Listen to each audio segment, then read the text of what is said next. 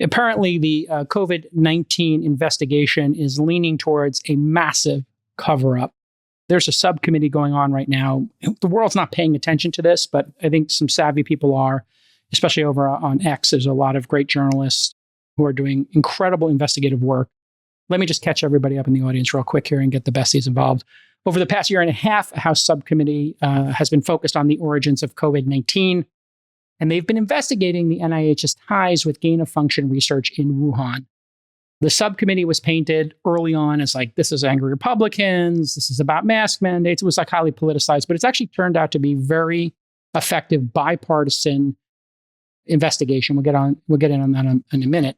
But so far, most of the investigation is focused on nailing down this timeline of communication between NIH officials and an organization called EcoHealth Alliance. This is a nonprofit that's focused on infectious disease research. Now, these committee videos are online. We'll play you one in a moment. But through funding in the NIH, the EcoHealth organization was awarded research grants to various labs. This included the Wuhan Institute of Virology, the infamous one. EcoHealth violated terms of its grants by failing to report that gain-of-function experiments were being conducted in Wuhan. EcoHealth was supposed to report any experiment that exhibited characteristics leading it to being 10 times more infectious. But when that happened, it failed to disclose this research to the NIH. And on May 17th, a deputy director of the NIH acknowledged that the agency funded gain-of-function research in Wuhan via EcoHealth. This is the key because Fauci initially denied this. During his 2021 Senate hearing, Fauci said, quote, "I totally resent the lie you are now propagating," in response to questions from Rand Paul about the lab leak theory. So Fauci either didn't know or he lied under oath. Let me pause there for a second. There's a lot more to the story, but when you hear this sort of setup, Friedberg, our Sultan of Science, in this initial setup, what rings concerning to you, true to you? And then we'll go on and we'll play some clips of this testimony, which is pretty wild. I don't think that pre the emergence of the pandemic, that there was nefarious motives. In other words, their funding of this was not done to create a pandemic. It might have been a mistake in hindsight, but... Yeah, for many years, particularly following the original SARS pandemic, there was a lot of conversations around how do we get in front of the next pandemic? How do we figure out what's coming? And how do we prepare for it? And there was a lot of research that was launched to try and resolve that key question.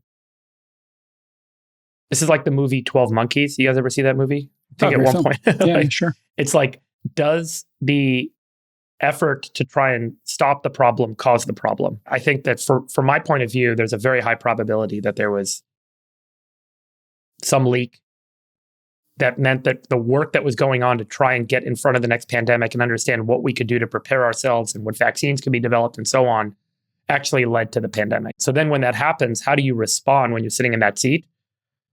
That's the key question that I think this committee is uncovering. Do you think there was a cover-up, Friedberg? What is your intuition on that? Yeah, I think that these guys definitely didn't want...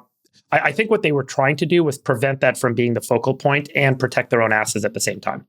Do you think they should go to jail? I don't know the extent of it yet. It'd be good to get more information from this whole thing. Yeah, so let me cue up those next details. Because I will say this guy that gave testimony last week where he was like deliberately changing the names of people in the email, Anderson, and he put the $sign so that you couldn't find that email when you did a FOIA search. He knew what he was doing. He knew what he was doing. I don't understand how you could say this wasn't nefarious. This whole thing was nefarious from top to bottom.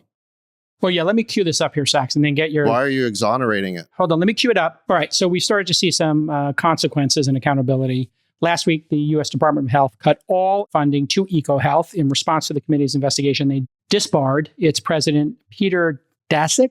Daszak, yeah. Daszak. And so we don't have direct evidence, to be clear, that the pandemic was the result of a lab leak. And, just even saying the lab leak theory would have gotten this... The Fear and Cleavage site makes it clear that this was a lab leak. That's not a naturally occurring virus. The Fear and Cleavage sites were engineered. Let's go to that in just 1 second. And thankfully, this isn't going to get our YouTube channel shut down because we have freedom of speech back a little bit. But this is where it gets really interesting. Emails were written as EcoHealth with a tilde. That's that little squiggly line instead of an O. And they would spell Anderson with a $sign in the E. Christian Anderson, in this example, is a biologist who was reportedly awarded $9 million in grants from the NIH 2 months after publishing a paper claiming COVID did not come from a lab. And so let's get to some of these clips. Here's a clip of Fauci's former top advisor, David Morens, getting grilled in the hearing. And I'll play 2 clips and then I'll give it to you, Six. On October 25th, 2021, another scientist wrote, quote, David is concerned about the privacy of text and other messages from his cell phone to you and me because he has been using a government phone.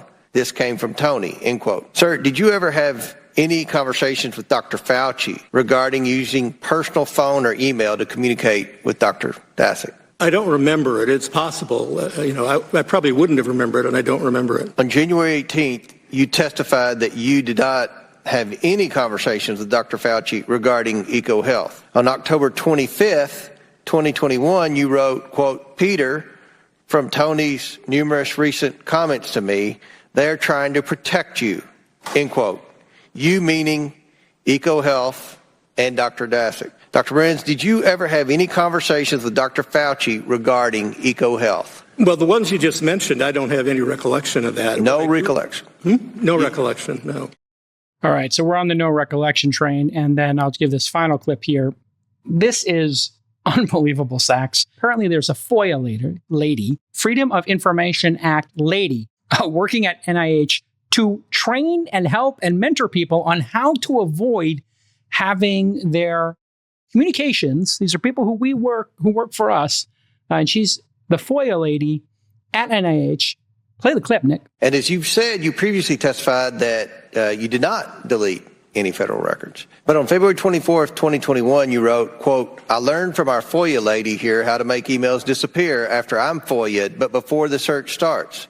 So I think we are all safe. Plus, I deleted most of those earlier emails after sending them to Gmail, end quote. And the next day on February 25th, 2021, you wrote, quote, but I learned the tricks last year from an old friend, Marge Moore, who heads our FOIA office and also hates FOIAs, end quote. Yes or no, is Marge Moore the FOIA lady you were referring to?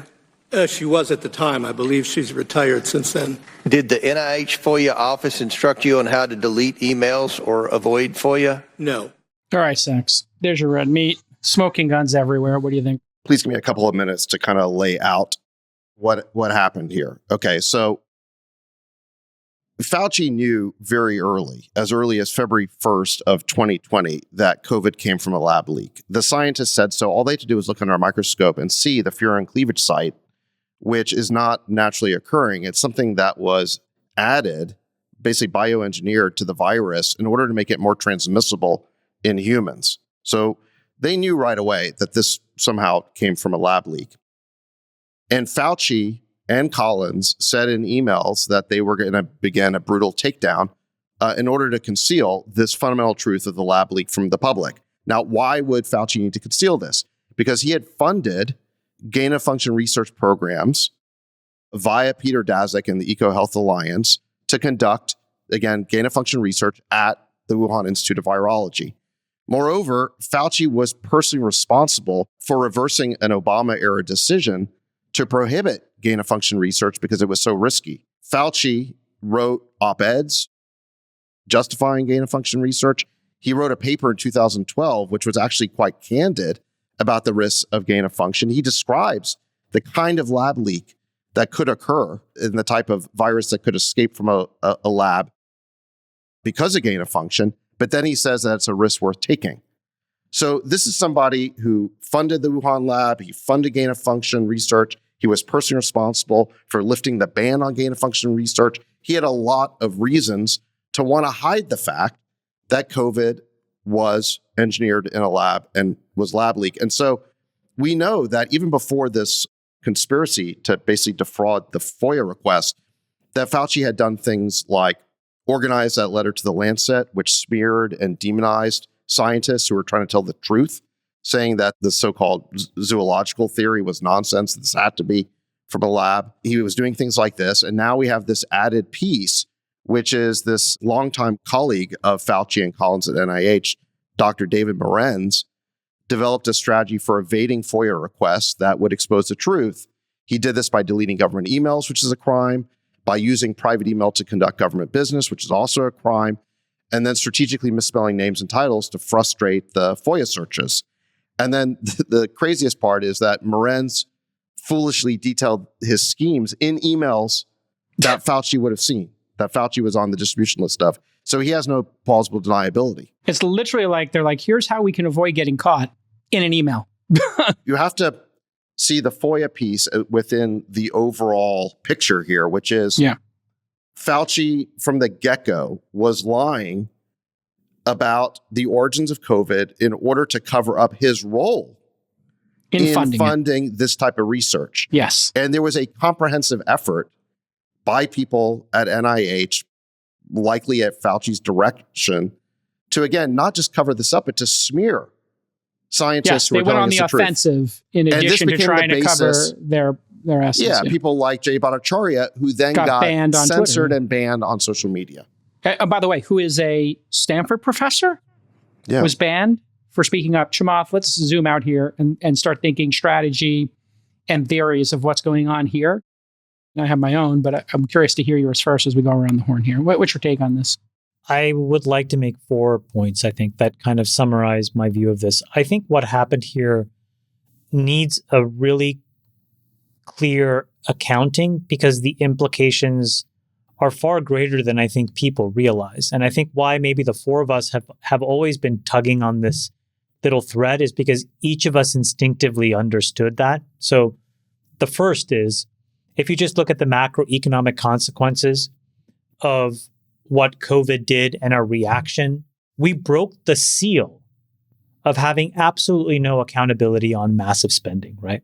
So there are subsidies, there are kickbacks, there are government programs that now number in the trillions of dollars a year, incremental to what we were going to spend if things were the status quo. And the problem is that, and Friedberg has talked about this really eloquently in the past, it's creating a massive debt issue that us and our children and our grandchildren will have to deal with. If we had responded to this pandemic differently, those issues would not have occurred. If we had just kept the economy open because we understood what was going on, we would not have reacted the way that we did, and we would not have nearly as much debt as we had, and we would not have made it okay for politicians to spend trillions of dollars. That is a direct consequence of our reaction to COVID, not COVID itself. The second is we caused billions of people all around the world to take immaturely tested drugs. They were called vaccines. We found out that they were modestly effective at best.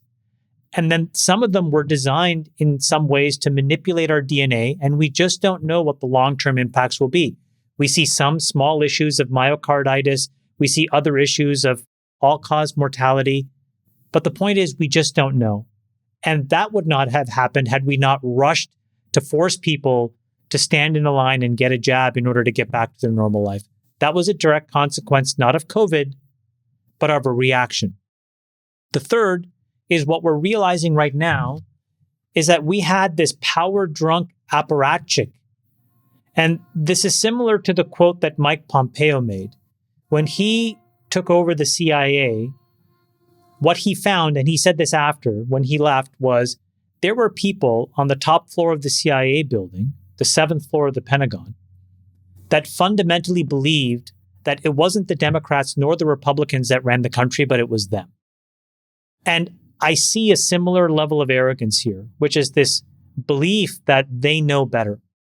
And so what they did was they committed the greatest sin, which is where the cover-up is way greater than the crime. And they created a setup where all of these things were amplified by their prestige, their perceived scientific knowledge. But what they were really doing was keeping critical information to themselves and then trying to cover it up, Jason. That is so unacceptable when you think of the broad consequences of what happened. And that's what needs to get documented. And I do think there needs to be some form of accountability for that. I think it's well said. And, just looking at it, I think we are now at the point of this conversation and investigation where we can say this is not a bipartisan issue. And everybody knew, like we had these conversations on this very podcast, the public knew something didn't seem right about this. And if you just think about this from first principles of what occurred here, just what occurred here, Friedberg, we funded gain of research to create these super viruses that what I think other people could just as equally call a bioweapon with the Chinese. Now, we're supposed to be arch rivals here. We're like these competitors. And then when it came out and it leaked, and of course, I don't think it was released on purpose. When it came out, the people who work for us and we trust with our family's safety, who funded this in order to save their own reputations, to cover their asses, then lied about it. And then, like as you said, Sachs, perfectly, they went on the offensive. These people were not elected by anybody. That's right. These people work for us, and they failed us. This is a crime against humanity of the greatest cause. People committed suicide. People died because they had depression. Our kids lost 2 years of school. Totally. This generation has lost their education, and now we have burdened them with billions, hundreds of billions of dollars in debt from this. This is trillions, a failure. Jason, trillions, tens of trillions. This is a failure of leadership. It is a crime. And when people said, prosecute Fauci, they were like, you're being hysterical. This is ridiculous. These people need to be prosecuted. If you hid this stuff from a FOIA request, you need to go to jail. There needs to be accountability here. I think for what they did to society, our children, in the future. I am infuriated by this. Imagine what happened in the Situation Room or the equivalent, wherever the President of the United States, all these world leaders were coalescing to try to make decisions in that period. They all looked at this quote unquote expert. They pointed at Fauci and said, lead us out. And so do we not think that at any point he was thinking, how do I do this in a way where I have no fingerprints? Clearly, the answer is, in fact, he was leading from a position of how will I not have any fingerprints on this? And so did we get the best advice? On the margin, I think it's pretty fair to say we could not have gotten it because he was too conflicted. He was figuring out how to cover up what happened as opposed to just own it and then help the world get out of it. Yeah, I mean, talk about like incinerating your entire career and legacy, but putting that aside, the morality of covering this up. And, so then you have to think, Chamath, and this is why I was like, what is the strategy? What goes through somebody's mind when they decide to do a cover up this level? Is it just fear of getting caught and their lives being, in their mind, ruined, and they're going to do this incredible cover up? I actually think that they thought this would become a globally destabilizing moment between the United States and China, and that there could be revolutions. Now, I know that this is now sounding really conspiracy theory, but if you're sitting there and you're like, what if the public finds out we created this and their grandparents died from it and their kids didn't go to school because of it? There'll be riots in the street. But if enough time passes, maybe there's not riots in the street. Well, you know what? This is something that is just so abhorrent that, people need to really be held accountable. Freeberg, your thoughts? What would you guys do if you're sitting in a policymaker's seat today and you're being offered by scientists this ability to go and figure out what the next big virus will be and start to make plans for getting in front of it by understanding the biology of these viruses, by seeing where they're going to evolve to, and by trying to get in front of the next pandemic so that we can protect the population? Do you guys support that sort of research? And what are the questions you ask? So let's, rewind 15 years, pretend Fauci doesn't get to make those decisions. You guys are the policymakers. And folks say, SARS just happened. We want to do this research. We want to figure out how to get, what do you do? And how do you answer that? There's a really simple question. If anybody who's watched any kind of science fiction or knows the history of this kind of research, which is, don't do this in a population center. And how will you prevent it from breaking out? Like literally, that's job one. If you're going to, even if you're not going to, like literally every science fiction film has this. It's like, put it on an island. And there's an island off Long Island where they keep these things. I forgot the name of it. Is it Plum Island or something? Well, look it up. Yeah. And by the way, there are internal NIH emails that suggest that COVID leaked from a level 2 facility. They call it BSL-2. Which does not operate with the top level biohazard safeguards. So they knew the Wuhan lab was not at the level of safeguards that it should have been. But look, I would go deeper and say that why would you do this kind of research at all? You are deliberately manipulating viruses in order to make them transmissible in humans. This was a bat virus that was not transmissible to humans. It was bioengineered. They add the furin cleavage site to allow it to gain access to human cells. Yeah. So, Sachs, I am going to push back because that is not conclusively true. What you're saying is something that some people have claimed, but there are other scientists, including papers published recently in The Lancet and other like pretty reputable like medical journals and research journals that indicate that the evolution seen in the furin cleavage site can be traced back to an evolutionary origin, not necessarily to a human engineered origin. So I want to just make that clear that that is a possibility. Okay. I'm not dismissing it, but I'm not supporting the other side. I'm saying we have work to do to figure this out. Okay. Just to be clear. It's a possibility that's so remote. I mean, look, I heard Professor Jeffrey Sachs talking about this in a recent interview, and he went through the whole history. He said there's like 200 of these coronaviruses in this like class or category, and there's not one furin cleavage site among any of them. So can you say that there's not a one in a billion chance of it happening naturally? But so back to your question, it's a very, very, very low probability event. Let me punch up your question, Freeberg, because if your question is, what should you do? I want to ask you guys, what do you do? So forget about, there's bad guys. Fauci's a bad guy. Like, what do you do to protect the world against the next pandemic? Number one, you don't do this type of gain of function research. Number two, if you are going to do it, you don't do it at a level 2 facility like the Wuhan lab. Number three, when the virus leaks from the lab, you don't basically lie about it and conduct a cover-up campaign that smears the reputation of honest scientists. Number four, when you're hauled into the Oval Office in response to this once-in-a-century pandemic, you don't pretend like you're America's doctor and you have all the answers, when, in fact, you're the guy who created this problem. You own it. There's an idea. You own it. And you know what? Like, the question really embedded in your question, Freeberg, I think is there any argument to doing gain of function? If so, how? And then is there any reason to research the bat dung or whatever material they get it from those caves and take it out of the caves? I could see the latter, Chamath, of like, hey, this exists in nature. You study it on an island somewhere far away from everybody with massive controls. The gain of function seems like it literally feels like the speech from Jurassic Park. Like, I think it's nutty. Why would you do this? When you and listen Jurassic to these people, Park took place on an island for a reason. There were many scientists who were opposed to gain of function research. They thought it was unduly risky and didn't have offsetting benefits. And that is exactly why Obama banned it. Very good decision. To me, this whole idea that we need to amplify these viruses in order to find out what would happen if this happened naturally is insane. You didn't have this problem until you created it. Yes. This is nutty. This is nutty. It's nuts.